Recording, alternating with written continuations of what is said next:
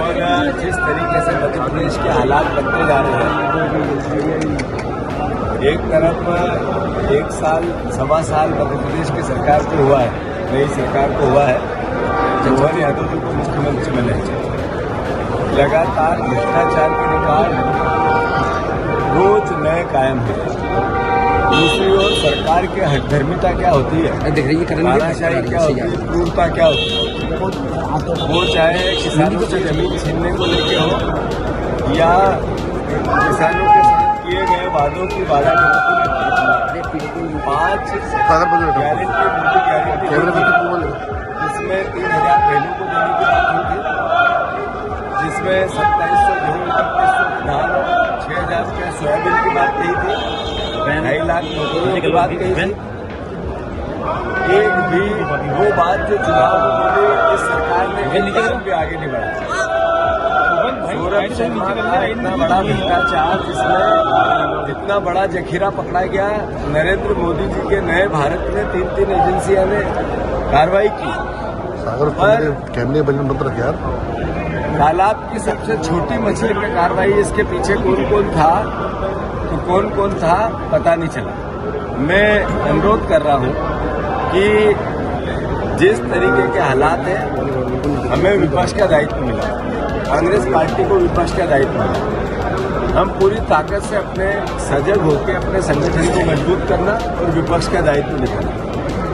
मैं समझता हूं कि जो विजयपुर का उपचुनाव हुआ इसी अंचल का था, उसने मैसेज दिया है कि ये वादा खिलाफी, ये धोखे वाले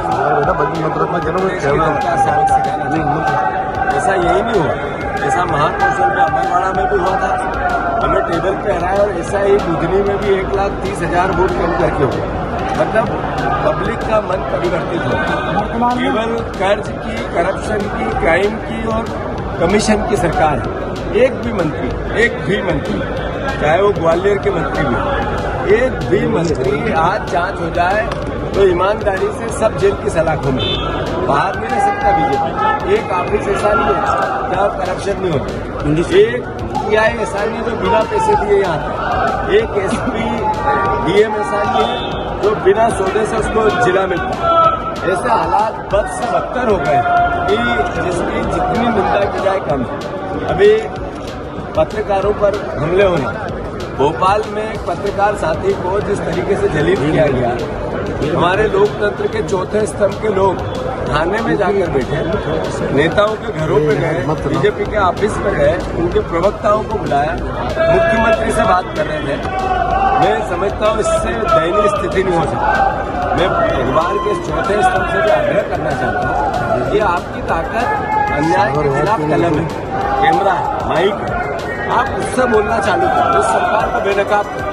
हम विपक्ष की ताकत तभी बढ़ेगी जब आपका साथ हमें संपूर्ण मिले, और हम आपके लिए लड़े जरूरी है, पर हमारा दायित्व है थाने का घेराव, जेल जाना, लड़ाई लड़ना इस सरकार से। आपका कलम का काम है, तो इनको बेनकाब अच्छे से कर रहे हैं आप। मैं बधाई देता हूँ, और इसको और पेनापन करने की जरूरत है हमें भी और आपको, है ना।